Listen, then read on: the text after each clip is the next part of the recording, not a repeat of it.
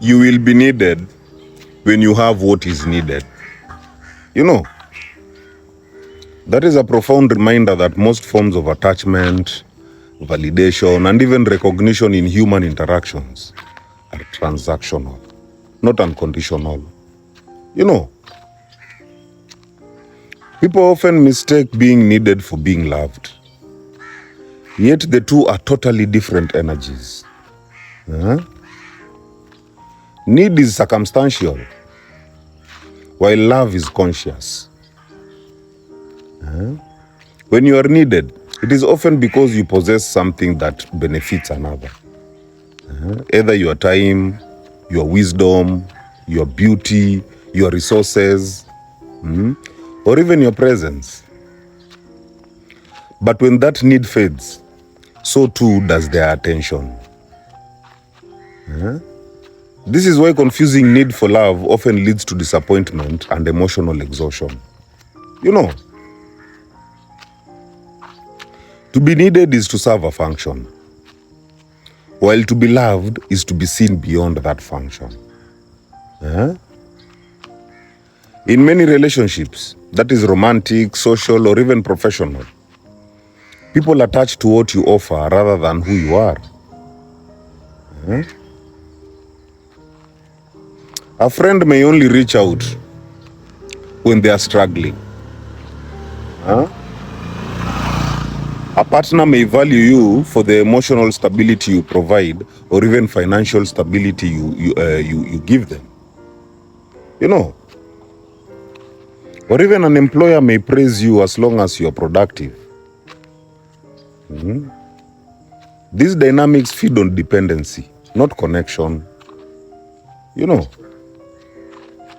when the source of need disappears, that is when you stop giving, you stop rescuing, or you even stop performing. The relationship often weakens or even ends. This reveals that many forms of affection of affection that we interpret as love are merely responses to convenience. Love in its pure form doesn't fluctuate with utility. It recognizes your essence, not your usefulness. You know, psychologically, this dynamic is rooted in validation seeking and codependency.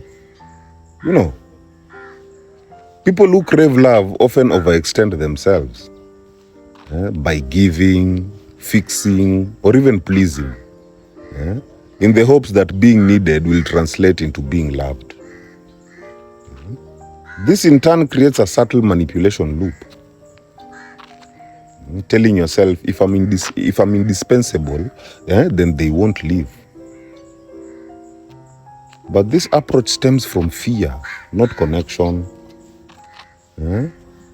It keeps both parties trapped, one dependent on being needed, while the other dependent on being served. You know, true emotional maturity comes when you stop trading your worth for relevance. You know, spiritually, being needed is transactional, while being loved is divine. You know, need arises from imbalance. You know, where one soul requiring another to fill its void. While love arises from wholeness.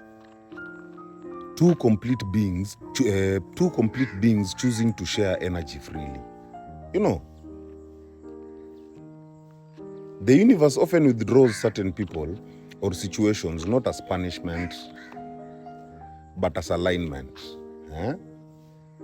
To teach you the difference between energetic exchange and spiritual connection. When you rise in consciousness, you no longer crave being needed. You embody being enough. You know, in short, you will be needed when you have what is needed. That is just nature's law of utility. But don't mistake that for love. Love is not a transaction. It is a recognition. The moment you realize this, then you stop chasing attachment and you start attracting alignment.